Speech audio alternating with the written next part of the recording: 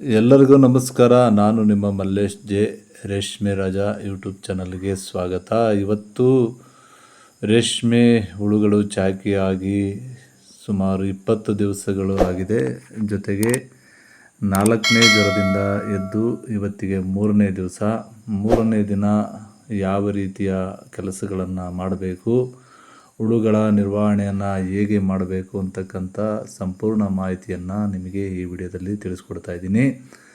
ಈ ದಿನ ನಾನು ಹುಳುಗಳನ್ನು ತೆಳುವಾಗಿ ಹಾಕುವಂಥ ಕೆಲಸವನ್ನು ಮಾಡ್ತಾಯಿಲ್ಲ. ನಿನ್ನೆ ಹುಳುಗಳನ್ನು ಎಲ್ಲ ಒಂದೇ ಪ್ರಮಾಣದಲ್ಲಿ ತೆಳುವಾಗಿ ಹಾಕಿದ್ದೀನಿ. ಜೊತೆಗೆ ನಿನ್ನೆ ವಿಜೇತ ಪೌಡರನ್ನು ಸಹ ಕೊಡವಿ ಹುಳುಗಳಿಗೆ ಸೊಪ್ಪು ಹಾಕಿದ್ದೀನಿ. ಆ ದೃಷ್ಟಿಯಿಂದ ಇವತ್ತು ಹುಳುಗಳಿಗೆ ಪೌಡರನ್ನು ಕೊಡತಕ್ಕಂಥದ್ದಾಗಲಿ, ಹುಳುಗಳನ್ನು ತೆಳುವಾಗ್ತಕ್ಕಂಥದ್ದಾಗಲಿ ಯಾವುದೇ ಕೆಲಸವನ್ನು ಮಾಡೋದಿಲ್ಲ. ಹುಳುಗಳು ಒಂದೇ ಸಮಾನಾಂತರವಾಗಿ ಇದ್ದಾವೆ.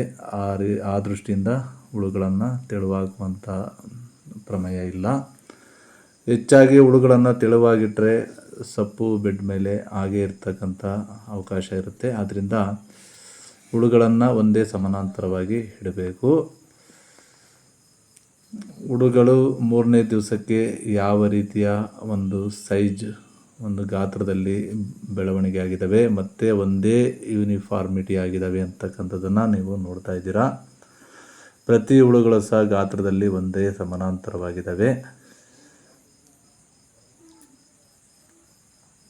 ಹುಳುಗಳು ತುಂಬ ಆರೋಗ್ಯಪೂರ್ಣವಾಗಿದ್ದಾವೆ ಮತ್ತು ಸೊಪ್ಪನ್ನು ಈ ರೀತಿಯಾಗಿ ಪೂರ್ತಿ ಪ್ರಮಾಣದಲ್ಲಿ ತಿನ್ನುವವರೆಗೂ ಸಹ ನಾವು ಇನ್ನೂ 1 ಗಂಟೆ ವೆಯ್ಟ್ ಮಾಡಿ ಸೊಪ್ಪನ್ನು ತರಬೇಕಾಗುತ್ತೆ.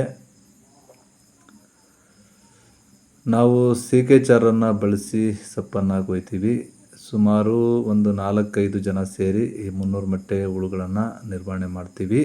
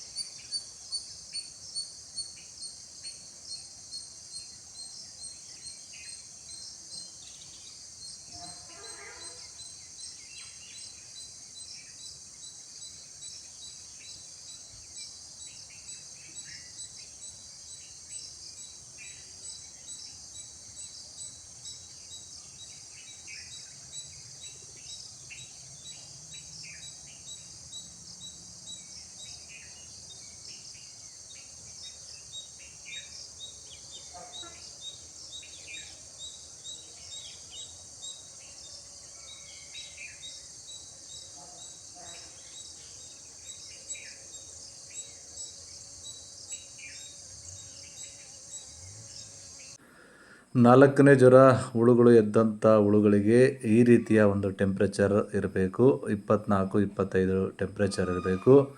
76 ಹ್ಯುಮಿಡಿಟಿ ಶೈತ್ಯಾಂಶ ಇರಬೇಕು. ಇದು ಒಂದು 4ನೇ ಜ್ವರದ ಎದ್ದಿರ್ತಕ್ಕಂಥ ಹುಳುಗಳಿಗೆ ಒಂದು ಸೂಕ್ತವಾಗಿರ್ತಕ್ಕಂಥ ಒಂದು ವಾತಾವರಣ. ಹುಳುಗಳಿಗೆ ತೆಳುವಾಗಿ ಸಪ್ಪನ್ನು ಹಾಕ್ತಾಯಿದ್ದೀವಿ. ನಮ್ಮ 2 ರೇಷ್ಮೆ ಮನೆಗಳು ಹುಳು ಸಾಕಾಣಿಕೆ ಮನೆಗಳು ಇರುವಂಥದ್ದು. 2 ಮನೆಗಳು ಬಂದು ಸುಮಾರು 60 ಅಡಿ ಉದ್ದ, 25 ಅಡಿ ಅಗಲ ಇರತಕ್ಕಂಥ ಮನೆಗಳು. ಈ 2 ಮನೆಗಳಲ್ಲಿಯೂ ಸಹ 150 ಮೊಟ್ಟೆಗಳ ಹುಳುಗಳನ್ನು ನಾವು ಸ್ಟ್ಯಾಂಡ್ನಲ್ಲಿ ಇಟ್ಟಿದ್ದೀವಿ. ಒಟ್ಟು 300 ಮೊಟ್ಟೆಗಳು. 2 ಮನೆಯಲ್ಲೂ ಸಹ 6 ಸ್ಟ್ಯಾಂಡ್ಗಳಲ್ಲಿ ಹುಳುಗಳನ್ನು ಇಟ್ಟಿದ್ದೀವಿ.